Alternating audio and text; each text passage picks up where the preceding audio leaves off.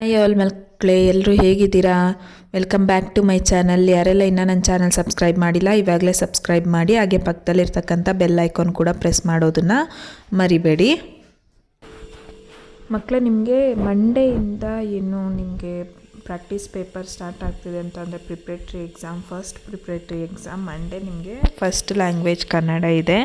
So ಇಲ್ಲಿ 80 ಅಂಕಗಳ passing ಪ್ಯಾಕೇಜ್ನ ನಾನಿಲ್ಲಿ ಅಪ್ಲೋಡ್ ಮಾಡ್ತಾ ಇದ್ದೀನಿ. ನೋಡ್ಕೊಳ್ಳಿ ಮಕ್ಕಳೇ, ಇಲ್ಲಿ ಎಲ್ಲ ಕ್ವಶನ್ಸ್ಗೂ ನಿಮಗೆ ಸುಲಭವಾಗಿ ಆನ್ಸರ್ಸ್ ಇದೆ.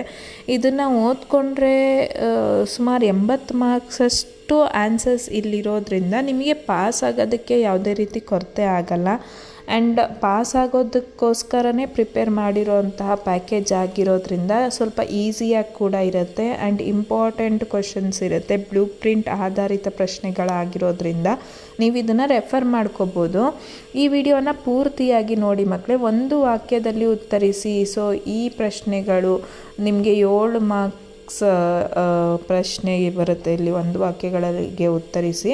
ಸೊ ಭಾಷೆ ಯಾವುದಕ್ಕೆ ಸಾಧನವಾಗಿದೆ ನೋಡ್ಬೋದು. ನಿಮಗೆ 1 ಲೈನ್ 2 ಲೈನ್ಸಲ್ಲಿ ಆನ್ಸರ್ ಸಿಗ್ತಾ ಇದೆ. ಪ್ರಾಣಿಗಳು ತಮ್ಮ ಮಕ್ಕಳಿಗೆ ಯಾವ ವಿಚಾರವಾಗಿ ತರಬೇತು ಕೊಡುತ್ತವೆ? ಮನುಷ್ಯನಿಗೆ ಲೆಕ್ಕವಿಡುವ ಅವಶ್ಯಕತೆ ಯಾವಾಗ ಉಂಟಾಯಿತು? ಎಲ್ಲದಕ್ಕೂ ಆನ್ಸರ್ ಇದೆ. ನಿಮಗೆ ಯಾವ ರೀತಿ ಭಗವದ್ಗೀತೆಯನ್ನು ರಚಿಸಿದವರು ಯಾರು? ಹುಲಿಗೆ ಪರಮಾನಂದವಾಗಲು ಕಾರಣವೇನು? ಶಾನುಭೋಗರಿಗೆ ತಲೆ ಸುತ್ತಲು ಕಾರಣವೇನು? ಶಾನುಭೋಗರ ಬ್ರಹ್ಮಾಸ್ತ್ರ ಯಾವುದು? ಈ ರೀತಿಯಾದಂತಹ ಕ್ವಶನ್ಸ್ಗಳು 1 ಅಂಕದ ಪ್ರಶ್ನೆಗಳನ್ನು ನೀವಿಲ್ಲಿ ನೋಡ್ಬೋದು. ಯಾವುದ್ಯಾವುದು ತುಂಬ ಇಂಪಾರ್ಟೆಂಟ್ ಆಗಿದೆ ಆ ಕ್ವಶನ್ಸ್ಗಳನ್ನು ಇಲ್ಲಿ ಪಟ್ಟಿ ಮಾಡಲಾಗಿದೆ. ಮಕ್ಕಳೇ, ಪೂರ್ತಿಯಾಗಿ ಓದಿ, ನಿಮಗೆ ಇದರಿಂದ ತುಂಬ ಯೂಸ್ ಆಗೋ ಚಾನ್ಸಸ್ ಇದೆ. ನೆಕ್ಸ್ಟ್ ನೋಡೋದಾದರೆ 2-3 ವಾಕ್ಯಗಳಲ್ಲಿ ಉತ್ತರಿಸಿ. ಪ್ರಶ್ನೆ 18ರಿಂದ 27ರವರೆಗೂ 20 ಅಂಕಗಳಿಗೆ 2-3 ವಾಕ್ಯಗಳಲ್ಲಿ ಉತ್ತರಿಸಿ ಇರುತ್ತೆ. ನಿಮಗೆ ವ್ಯಾವಹಾರಿಕ ಮತ್ತು ಗ್ರಾಂಥಿಕ ಭಾಷೆಯ ಲಕ್ಷಣಗಳೇನು? ತುಂಬ ರಿಪೀಟೆಡ್ ಕ್ವಶನ್ಸು ಇಲ್ಲಿ ಕೊಟ್ಟಿರೋದನ್ನು ನೀವು ಅಬ್ಸರ್ವ್ ಮಾಡ್ಬೋದು. ಲಿಪಿಯ ಜಾಡು ಆರಂಭಗೊಂಡ ಬಗೆ ಹೇಗೆ? ಲಿಪಿಯ ಮೂಲಕ ಜ್ಞಾನ ಭಂಡಾರ ಯಾವ ರೀತಿ ಭದ್ರವಾಯಿತು? ಇದಕ್ಕೆಲ್ಲ ಆನ್ಸರ್ಸ್ ಇರುತ್ತೆ. ನೀವು ಕ್ಲಾಸ್ ವರ್ಕಲ್ಲಾದರೂ ಓದ್ಕೊಳ್ಳಿ, ಅಥವಾ ನಿಮಗೆ ಏನು ಪಾಸಿಂಗ್ ಪ್ಯಾಕೇಜ್ ಬುಕ್ಸ್ಗಳು ಇವಾಗ ಎಷ್ಟೊಂದು ಯೂಟ್ಯೂಬ್ಸಲ್ಲಿ ಎಲ್ಲ ಲಿಂಕ್ಸ್ಗಳು ಸಿಗ್ತಿದೆ, ಡೌನ್ಲೋಡ್ ಮಾಡ್ಕೋಬೋದು. ಮಕ್ಕಳ ಸಹಾಯವಾಣಿ ಇದೆ ಆ್ಯಂಡ್ ವೆಬ್ಸೈಟ್ ಕೂಡ ಇದೆ. ಎಲ್ಲ ಕಡೆ ನಿಮಗೆ passing packages, previous year answer ಶೀಟ್ಗಳು ಎಲ್ಲದನ್ನು ನಿಮಗೆ ಕಲಿಯೋದಕ್ಕೆ ತುಂಬ ಪ್ಲ್ಯಾಟ್ಫಾರ್ಮ್ಸ್ಗಳಿದೆ ಮಕ್ಕಳೇ. ಯುಟಿಲೈಸ್ ಮಾಡ್ಕೋಬೋದು. ನೀವು ಯಾವ ರೀತಿಯಾದರೂ ಆಗಲಿ ಕಲಿತು ನೀವು ಮಾರ್ಕ್ಸ್ ಸ್ಕೋರ್ ಮಾಡೋದು ಇಂಪಾರ್ಟೆಂಟ್ ಆಗಿರುತ್ತೆ. ನಾಲ್ವಡಿ ಕೃಷ್ಣರಾಜ ಒಡೆಯರ ಕಾಲದಲ್ಲಿ ಯಾವ ಕ್ಷೇತ್ರಗಳು ಸ್ವಯಂ ಆಡಳಿತ ಕ್ಷೇತ್ರಗಳಾದವು? ಸೊ ಇದು ಯಾವಾಗಲೂ ನಾಲ್ವಡಿ ಕೃಷ್ಣರಾಜರದು ಒಂದು ಪ್ರಶ್ನೆ ಇದ್ದೇ ಇರುತ್ತೆ. ಸೊ ರೆಫರ್ ಮಾಡ್ಕೊಳ್ಳಿ. ವಿಶ್ವೇಶ್ವರಯ್ಯನವರು ಶಿಕ್ಷಣದ ಬಗ್ಗೆ ಏನೆಂದು ಹೇಳಿದ್ದಾರೆ? ಇದೆಲ್ಲವುದು ತುಂಬ ಇಂಪಾರ್ಟೆಂಟ್. ಮಕ್ಕಳು ಲ್ಯಾಂಗ್ವೇಜ್ಗಳಲ್ಲಿ ಪ್ರಥಮ ಭಾಷೆ ಆಗಿರ್ಬೋದು, ದ್ವಿತೀಯ ಭಾಷೆ ಆಗಿರ್ಬೋದು, ತೃತೀಯ ಭಾಷೆ ಆಗಿರ್ಬೋದು, ಮೇಯ್ನ್ ತಪ್ಪೇನಂತಂದರೆ ನಿಮಗೆ ಸ್ವಂತವಾಗಿ ವಾಕ್ಯಗಳನ್ನ ರಚನೆ ಮಾಡೋಕ್ಕೆ ಬರ್ತಾಯಿಲ್ಲ. ನೀವು ಪಾಠ ಕೇಳಿರ್ತೀರ, ಅರ್ಥ ಆಗಿರುತ್ತೆ, ಆದರೆ ನೀವು ಓದಿರಲ್ಲ. ಸ್ವಂತವಾಗಿ ವಾಕ್ಯಗಳನ್ನ ರಚನೆ ಮಾಡಿಕೊಂಡು ನೀವೇ ಕಲ್ಪಿಸ್ಕೊಂಡು ಉತ್ತರಗಳನ್ನ ಬರೀತಾ ಇರ್ತೀರ. ಆವಾಗ ಮಿಸ್ಟೇಕ್ಸ್ ಆಗೋ ಚಾನ್ಸಸ್ ತುಂಬ ಇರುತ್ತೆ. ಯಾರಿಗೆ ವಾಕ್ಯಗಳ ರಚನೆ ಬರ್ತಾ ಇಲ್ಲ, ಯಾರಿಗೆ ವಾಕ್ಯಗಳಲ್ಲಿ ಅಥವಾ ಪದಗಳಲ್ಲಿ ಮಿಸ್ಟೇಕ್ಸ್ಗಳಾಗ್ತಿದೆ, ಸ್ಪೆಲ್ಲಿಂಗ್ ಮಿಸ್ಟೇಕ್ಗಳಾಗ್ತಿದೆ, ಅವರು ದಯವಿಟ್ಟು ನೀವು ಕ್ಲಾಸ್ ವರ್ಕ್ ಆಗಿರ್ಬೋದು, ಟೆಕ್ಸ್ಟ್ ಬುಕ್ ಆಗಿರ್ಬೋದು, ಇಲ್ಲ ನೀವು ಈ ರೀತಿ ಪಾಸಿಂಗ್ ಪ್ಯಾಕೇಜ್ಗಳಾಗಿರ್ಬೋದು, ಇವನ್ನು ನೀವು ತುಂಬ ರೆಫರ್ ಮಾಡಬೇಕಾಗತ್ತೆ ಮಕ್ಕಳೇ. ನೀವು ಪ್ರಾಕ್ಟೀಸ್ ಮಾಡಬೇಕಾಗತ್ತೆ. ಸುಮ್ಮನೆ ಪಾಠ ಕೇಳಿದ್ದೀನಿ, ನಂಗೆ ಗೊತ್ತು, ನಾನು ಬರೀತೀನಿ ಅಂತ ಅಂದ್ಕೊಂಡ್ರೆ ಖಂಡಿತವಾಗ್ಲೂ ಅಲ್ಲಿ ನೀವು 2 ಮಾರ್ಕಿಗೆ ಬರ್ತಿದ್ರು ನಿಮಗೆ ಸಿಗೋದೆ 1 ಮಾರ್ಕ್ಸ್ ಅಥವಾ 1.5 ಮಾರ್ಕ್ಸ್ ಆಗಿರುತ್ತೆ. ಪ್ರತಿಯೊಂದರಲ್ಲೂ ಹಾಫ್ ಮಾರ್ಕ್ಸ್ ಹೋಯಿತು ಅಂತಂದರೆ ಅಲ್ಲಿ ನಿಮ್ಮ ಪರ್ಸೆಂಟೇಜ್ ಅಥವಾ ಸ್ಕೋರು ಕಮ್ಮಿ ಆಗ್ತಾ ಬರುತ್ತೆ. ಅದಕ್ಕೋಸ್ಕರ ನೀವು ಇಷ್ಟು ದಿನಗಳಲ್ಲಿ ನೀವು 10th ಸ್ಟ್ಯಾಂಡರ್ಡಲ್ಲಿ ಟೆಸ್ಟ್ಗಳು ಬರೆದಿದ್ದೀರಾ, ಮಿಡ್ ಟರ್ಮ್ ಪೇಪರ್ ಬರೆದಿದ್ದೀರಾ, ನಿಮಗೆ ಏನು ಮಿಸ್ಟೇಕ್ ಮಾಡ್ತಿದ್ದೀರಾ ಅನ್ನೋದು ನಿಮ್ಗೆ ಅರ್ಥ ಆಗಿರುತ್ತೆ. ಆ ಮಿಸ್ಟೇಕ್ ಕೂಡ ಕಾನ್ಸಂಟ್ರೇಷನ್ ಜಾಸ್ತಿ ಮಾಡಬೇಕಾಗುತ್ತೆ ಮಕ್ಕಳೇ. ನೋಡ್ಬೋದು, ಇದೆಲ್ಲ 2 ಮಾರ್ಕ್ ಕ್ವಶನ್ ಆಗಿರುತ್ತೆ. 2 ಮಾರ್ಕ್ಸ್ ಕ್ವಶನ್ ನಿಮಗೆ 20 ಮಾರ್ಕ್ಸಿಗೆ ಬರ್ತಾ ಇರುತ್ತೆ. ಸೊ ಕ್ವಶನ್ ನಂಬರ್ ಕೂಡ ಹಾಕಿದ್ದಾರೆ. ಆ್ಯಂಡ್ ಈ ಸರಿ ಬ್ಲೂ ಪ್ರಿಂಟ್ ಇರೋದ್ರಿಂದ ನಿಮ್ಗೆ ಅದು ತುಂಬ ಯೂಸ್ಫುಲ್ ಆಗುತ್ತೆ. ಪ್ರಶ್ನೆ 28, 29ರಲ್ಲಿ ಕವಿ ಪರಿಚಯ ಇರುತ್ತೆ 6 ಅಂಕಗಳಿಗೆ ಅಂತಂದರೆ ಒಂದಕ್ಕೆ 3 ಮಾರ್ಕ್ಸ್ ಇರುತ್ತೆ.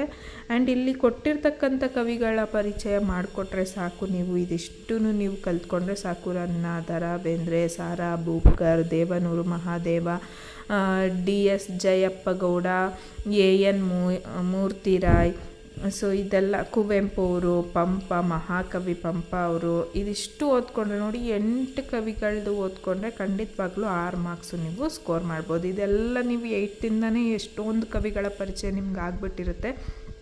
ಛಂದಸ್ಸು 30ನೇ ಪ್ರಶ್ನೆಯಲ್ಲಿ 3 ಮಾರ್ಕಿಗೆ ಕೇಳಿರ್ತಾರೆ ನೋಡಿ. ಪ್ರಸ್ತಾರ ಹಾಕಿ ಗಣ ವಿಂಗಡಿಸಿ ಛಂದಸ್ಸಿನ ಹೆಸರನ್ನು ತಿಳಿಸುವುದು ಅಲ್ವಾ. ಭಾಮಿನಿ ಷಟ್ಪದಿ, ವಾರ್ಧಕ ಷಟ್ಪದಿ, ಕಂದಪದ್ಯ ಇದೆಲ್ಲದನ್ನು ನೋಡ್ಕೋಬೇಕು. ಚಂಪಕ ಮಾಲಾವೃತ್ತ ಇದೆಲ್ಲ ಎಕ್ಸಾಂಪಲ್ಸ್ ನೋಡ್ಕೊಳ್ಳಿ. ನಿಮಗೆ ಛಂದಸ್ ಹಾಕಕ್ಕೆ ಬರುತ್ತೆ, ಗಣ ವಿಭಾಗ ಮಾಡಿ ಪ್ರಸ್ತಾರ ಹಾಕಕ್ಕೆ ಬರುತ್ತೆ ಅಂತ ಅಂದ್ಕೊಂಡಿದ್ದೀನಿ. ನೆಕ್ಸ್ಟ್ ನೋಡಿದ್ರೆ ಅಲಂಕಾರಗಳು 31ನೇ ಪ್ರಶ್ನೆಯಲ್ಲಿರುತ್ತೆ. 3 ಅಂಕಗಳಿಗೆ ಅಲಂಕಾರ ಹೆಸರಿಸಿ ಸಮನ್ವಯಿಸಬೇಕಾಗಿರುತ್ತೆ ನೀವು. ಅಲಂಕಾರ ಯಾವುದು ಅಂತ ಆ್ಯಂಡ್ ಯಾವುದು ಉಪಮಾನ, ಉಪಮೇಯ, ಉಪಮವಾಚಕ, ಸಮಾನ ಧರ್ಮ ಮತ್ತು ಸಮನ್ವಯ ಅಲ್ಲಿ. ಸೊ ಲಕ್ಷಣ ಇದೆಲ್ಲದನ್ನು ನೀವು ಬರೆದು ಅಲಂಕಾರವನ್ನು ಹೆಸರಿಸಬೇಕಾಗತ್ತೆ. ನೆಕ್ಸ್ಟ್ ಗಾದೆಗಳು ನೋಡೋದಾದರೆ ಪ್ರಶ್ನೆ 32ನೇ ಪ್ರಶ್ನೆಯಲ್ಲಿ ಒಂದು ಕ್ವಶನ್ ಇರುತ್ತೆ. ಗಾದೆ ಕುಂಬಾರನಿಗೆ ವರುಷ, ದೊಣ್ಣೆಗೆ ನಿಮಿಷ. ನೋಡಿ ರಿಪೀಟೆಡ್ ಕ್ವಶನ್ಸು. ಗಾದೆ ಯಾವ್ದು ಕೇಳ್ಬೋದು ಅಂತಂದರೆ ಕೈ ಕೆಸರಾದರೆ ಬಾಯಿ ಮೊಸರು. ಇದರಲ್ಲಿ ಒಂದಷ್ಟು ನೀವು ಮೊದಲಿಗೆ ಬರೆಯುವಂತಹ ಸಾಲುಗಳು ಸೇಮ್ ಇರುತ್ತೆ. ಗಾದೆಗಳು ವೇದಗಳಿಗೆ ಸಮಾನ, ವೇದ ಸುಳ್ಳಾದರೂ ಗಾದೆ ಸುಳ್ಳಾಗದು ಎಂಬ ಮಾತಿದೆ. ಈ ರೀತಿಯಾದಂಥ ಒಂದಷ್ಟು ನೀವು ಬಯಾಟ್ ಮಾಡ್ಕೋಬೋದು. ಆಮೇಲೆ ಆ ಗಾದೆಯನ್ನು ವಿವರಣೆ ಮಾಡ್ತಾ ಹೋಗಬೇಕು. 3 ಮಾರ್ಕ್ಸ್ಗಾಗುವಷ್ಟು. ಕೂಡಿ ಬಾಳಿದರೆ ಸ್ವರ್ಗ ಸುಖ, ಮಾತೇ ಮುತ್ತು, ಮಾತೇ ಮೃತ್ಯು. ಸೊ ಇದೆಲ್ಲ ಏನು ಅಂಡರ್ಲೈನ್ ಮಾಡಿಕೊಟ್ಟಿದ್ದಾರೆ ನೋಡಿ, ಅದೆಲ್ಲ ನೀವು ಎಲ್ಲ ಗಾದೆಗಳಿಗೂ ಸಮಾನನಾಗಿ ಬರಿಬೋದಾದಂತಹ ಸೆಂಟೆನ್ಸ್ಗಳು. ಕಟ್ಟುವುದು ಕಠಿಣ, ಕೆಡುವುದು ಸುಲಭ. ಇದು ಹೆತ್ತ ತಾಯಿ ಹೊತ್ತ ನಾಡು ಸ್ವರ್ಗಕ್ಕಿಂತಲೂ ಮಿಗಿಲು. ಸತ್ಯಕ್ಕೆ ಸಾವಿಲ್ಲ, ಸುಳ್ಳಿಗೆ ಸುಖವಿಲ್ಲ. ಆಳಾಗಬಲ್ಲವನು ಅರಸನಾಗಬಲ್ಲ. ಇದೆಲ್ಲ ತಾಳಿದವನು ಬಾಳಿಯಾನು, ಮನಸ್ಸಿದ್ದರೆ ಮಾರ್ಗ. ನೋಡಿ ಇದಿಷ್ಟು ಗಾದೆಗಳನ್ನ ನೀವು ಚೆನ್ನಾಗಿ ಪ್ರಾಕ್ಟೀಸ್ ಮಾಡಬೇಕಾಗತ್ತೆ. Where there is a will there is a way ಅಂತ ಇಂಗ್ಲೀಷಲ್ಲಿ ನಾವು ಹೇಳ್ತೀವಿ. ನೀವು ಕೂಡ ಮನಸ್ಸಿದ್ರೆ ನೀವು ಏನು ಬೇಕಾದರೂ ದಾರಿ ತಾನಾಗೇ ಸಿಗ್ತಾ ಹೋಗುತ್ತೆ ಅಂತ ಅರ್ಥ. ನೆಕ್ಸ್ಟ್ ಸಂದರ್ಭ ಸಹಿತ ಸ್ವಾರಸ್ಯವನ್ನು ವಿವರಿಸಿ. ಇದು 33ನೇ ಪ್ರಶ್ನೆಯಿಂದ 38ನೇ ಪ್ರಶ್ನೆವರೆಗೂ 18 ಮಾರ್ಕ್ಗಳಿಗೆ ಸಂದರ್ಭ ಸಹಿತ ವಿವರಿಸಿ ಅಂತ ಬರುತ್ತೆ ನಿಮಗೆ. ಯಾವ್ಯಾವ ಸ್ಟೇಟ್ಮೆಂಟ್ಸ್ ಬರ್ಬೋದು ಅದು ಇಲ್ಲಿ ಇಂಪಾರ್ಟೆಂಟ್ ಇರ್ತಕ್ಕಂಥದ್ದನ್ನು ನೀವಿಲ್ಲಿ ರೆಫರ್ ಮಾಡ್ಕೋಬೋದು. ವ್ಯಾಘ್ರಗೀತೆಯಿಂದ ಆಗಿರ್ಬೋದು ನೋಡಿ. ವ್ಯಾಘ್ರಗೀತೆಯಿಂದ ಯಾವ್ಯಾವ ಥರ ಬರ್ಬೋದು ಅದು ನಾಲ್ವಡಿ ಕೃಷ್ಣರಾಜ ಒಡೆಯರ್ ಪಾಠದಿಂದ, ಎಷ್ಟು ಯಾವ್ದು ಭಾಗ್ಯಶಿಲ್ಪಿಗಳು ಇಂದ ಬರ್ತವೆ. ಯಾವ್ಯಾವ ಸ್ಟೇಟ್ಮೆಂಟ್ ಬರುತ್ತೆ ಇನ್ವರ್ಟೆಡ್ ಕಾಮರ್ಸಲ್ಲಿರುತ್ತೆ ನೋಡಿ, ಅದನ್ನೇ ನೀವು ಪ್ರಾಕ್ಟೀಸ್ ಮಾಡ್ಕೋಬೇಕಾಗತ್ತೆ. ಎದೆಗೆ ಬಿದ್ದ ಅಕ್ಷರ ಇಂದ ನೋಡಿ. ಇಂಪಾರ್ಟೆಂಟ್ ಸ್ಟೇಟ್ಮೆಂಟ್ಸ್, ರಿಪೀಟೆಡ್ ಸ್ಟೇಟ್ಮೆಂಟ್ಸು ಇಲ್ಲಿ ನೀವು ನೋಡ್ಬೋದು. ಇದನ್ನು ನೀವು ಕಲ್ತ್ಕೋಬೋದು. ಆಯ್ಕೆ ಯಾವುದರಿಂದ ಅಂತ ಬರಿಬೇಕು, ಸಂದರ್ಭ ಬರಿಬೇಕು, ಅದರದ್ದು ಸ್ವಾರಸ್ಯ ಕೂಡ ಬರಿಬೇಕಾಗತ್ತೆ. ನೆಕ್ಸ್ಟು ಚಪ್ಪಲಿಗಳು ಈ ಒಂದು ಕಥಾ ಸಂಕಲನದಿಂದ ಕೂಡ ದಯವಿಟ್ಟು ಬಾಗಿಲು ತೆರೆಯಿರಿ, ನಾನು ಗಾಯಗೊಂಡಿದ್ದೇನೆ ಅಂತಕ್ಕಂಥ ಸ್ಟೇಟ್ಮೆಂಟ್ ಇದೆ. ಈ ರೀತಿ ಎಷ್ಟೊಂದು ಸಂದರ್ಭಗಳನ್ನ ನೀವು ಇಲ್ಲಿ ಗಮನಿಸ್ಬೋದು. ಇಂಪಾರ್ಟೆಂಟ್ ಸಂದರ್ಭಗಳನ್ನ ನೀವು ಓದ್ಕೊಂಡು ಬಯಾಟ್ ಮಾಡ್ಕೋಬೇಕಾಗತ್ತೆ. ಯಾಕಂತಂದರೆ ನೀವೇ ಓನಾಗಿ ರಚನೆ ಮಾಡೋಕ್ಕೆ ಹೋದಾಗ ಅಲ್ಲಿ ಮಿಸ್ಟೇಕ್ಗಳು ಜಾಸ್ತಿ ಆಗ್ತವೆ. ಅದಕ್ಕೋಸ್ಕರ ಇಲ್ಲಿರ್ತಕ್ಕಂಥ ಏನು ಸೋರ್ಸ್ ಇದೆ ಅದನ್ನು ನೀವು ಯೂಸ್ ಮಾಡ್ಕೋಬೇಕು ಅಲ್ವಾ. ಇರೋವಂಥದ್ದನ್ನು ನೀವು ಯೂಟಿಲೈಸ್ ಮಾಡಿಕೊಂಡು ಪ್ರಾಕ್ಟೀಸ್ ಮಾಡ್ಕೋಬೇಕಾಗತ್ತೆ. ನೋಡಿ ಗಾದೆಗಳು ಎಷ್ಟೊಂದು ಎಕ್ಸಾಂಪಲ್ಸ್ ನೀವು ಅಂತಂದರೆ ರಿಪೀಟೆಡ್ ಕ್ವಶನ್ಸ್ನ ನೀವು ನೋಡ್ಬೋದು. ನೆಕ್ಸ್ಟ್ ಕಂಠಪಾಠ ಎಲ್ಲರೂ ಮಾಡಿರ್ತೀರ. 39ನೇ ಪ್ರಶ್ನೆ 4 ಲೈನ್ಗೆ 4 ಮಾರ್ಕ್ಸ್ ಕೊಡ್ತಾ ಇದ್ದಾರೆ. ಯಾವ್ಯಾವ ಕಂಠಪಾಠ ಪದ್ಯ ಇದೆ ಅದೆಲ್ಲವುದು ಇಲ್ಲಿದೆ, ನೋಡ್ಕೊಂಡು ರೆಫರ್ ಮಾಡ್ಕೋಬೋದು. ನೆಕ್ಸ್ಟು ಸಂಕಲ್ಪ ಗೀತೆ ಪದ್ಯದ ಪ್ರತಿ ಚರಣಕ್ಕೆ ಈ ಕೆಳಗಿನ ಭಾವಾರ್ಥ ಬರೆಯೋದು ಕೂಡ ಇದೆ. ಭಾವಾರ್ಥ ಕೂಡ ಏನು ಕ್ವಶನ್ ನಂಬರ್ 44 ಮಾರ್ಕ್ಸಿಗಿರುತ್ತೆ ನೋಡಿ. ನೋಡಿ ಭಾವಾರ್ಥ ಬರೆಯೋದಕ್ಕೆ 4 ಮಾರ್ಕ್ಸ್ ಇರುತ್ತೆ. ನೆಕ್ಸ್ಟು 41, 42 8-10 ವಾಕ್ಯಗಳಲ್ಲಿ ಉತ್ತರಿಸಿ, ಇದರಲ್ಲಿ 4 ಮಾರ್ಕ್ಸ್ ಕ್ವಶನ್ನು, ಎರಡು ಇರುತ್ತೆ. Total 8 marks. 4 ಮಾರ್ಕ್ ಕ್ವಶನ್ನು ಯಾವ್ದ್ಯಾವ್ದು ತುಂಬ ಇಂಪಾರ್ಟೆಂಟ್ ಇದೆ ಅದನ್ನು ಇಲ್ಲಿ ಕೊಡಲಾಗಿದೆ ಮಕ್ಕಳೇ. ನೋಡಿ, ಇದರಲ್ಲೇ ನಿಮಗೆ ಸಾಕಷ್ಟು ರಿಪೀಟೆಡ್ ಕ್ವಶನ್ಸ್ ಬಂದಿರುತ್ತೆ ಅಲ್ವಾ. ನೆಕ್ಸ್ಟ್ ಪ್ರಬಂಧ ಬರೆಯೋದಿರುತ್ತೆ.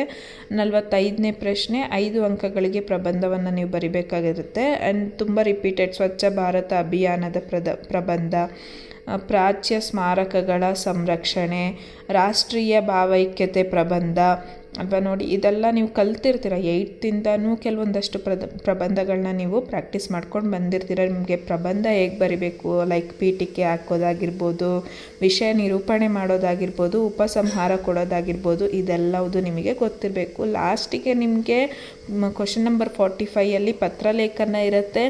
ಒಂದು ಫಾರ್ಮಲ್, ಇನ್ನೊಂದು ಇನ್ಫಾರ್ಮಲ್ ಲೆಟರ್. ನಿಮಗೆ ಯಾವುದು ಬೇಕೋ ಅದನ್ನು ಆಯ್ಕೆ ಮಾಡಿ ನೀವು ಬರಿಬೇಕಾಗಿರುತ್ತೆ. 5 ಅಂಕಗಳಿಗೆ ಇರುತ್ತೆ. ಸೊ ಈ ವಿಡಿಯೋವನ್ನು ಪೂರ್ತಿ ನೋಡಿದ ಮೇಲೆ ನಿಮಗೆ ಕೆಳಗಡೆ ಸಾಧ್ಯ ಆದಷ್ಟು ನಾನು ಲಿಂಕನ್ನು ಅಪ್ಲೋಡ್ ಮಾಡ್ತಾ ಇರ್ತೀನಿ.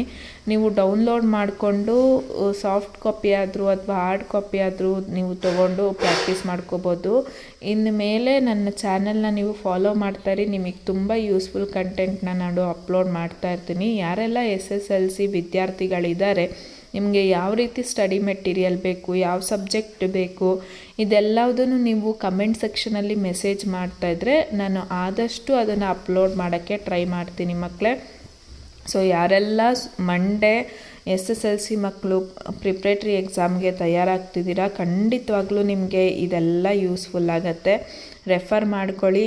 And all the best. ಈ ಪ್ರಿಪ್ರೇಟ್ರಿಯಲ್ಲಿ ನೀವೇನು ಮಾರ್ಕ್ಸು ಸ್ಕೋರ್ ಮಾಡ್ತೀರಾ ಅದೇ ನಿಮಗೆ ಬೇಸು, ಆಯಿತಾ. ಈ ಪ್ರಿಪ್ರೇಟ್ರಿಯಲ್ಲಿ ನೀವು ಎಷ್ಟು ಚೆನ್ನಾಗಿ ಓದ್ತೀರಾ ಅದೇ ಥರ ನೀವು ಮಿಕ್ಕಿದೆಲ್ಲ ನೀವು ರಿವಿಷನ್ ಮಾಡೋದು ಅಷ್ಟೇ ಇರುತ್ತೆ. ಪ್ರತಿ ಪ್ರಿಪ್ರೇಟ್ರಿಯಲ್ಲೂ ನಿಮ್ಮ ಮಾರ್ಕ್ಸ್ ಇಂಕ್ರೀಸ್ ಆಗ್ತಾ ಹೋಗಬೇಕು. ಈ ಪ್ರಿಪ್ರೇಟ್ರಿಯಲ್ಲಿ ನೀವೇನು ಸ್ಕೋರ್ ಮಾಡಿರ್ತೀರ ಇದಕ್ಕಿಂತ ಒಂದು 15 ಮಾರ್ಕ್ಸ್ 20 ಮಾರ್ಕ್ಸ್ ನೀವು ಟೋಟಲ್ ಫೈನಲ್ ಎಕ್ಸಾಮಲ್ಲಿ ಸ್ಕೋರ್ ಮಾಡ್ತೀರಾ ಅಂತ ಅರ್ಥ. ಅದರಿಂದ ನಿಮ್ಮ ಎಫರ್ಟ್ಸ್ನ ನೀವು ಹಾಕಿ ಇರೋ 74 ಡೇಸನ್ನು ಯೂಟಿಲೈಸ್ ಮಾಡ್ಕೊಳ್ಳಿ.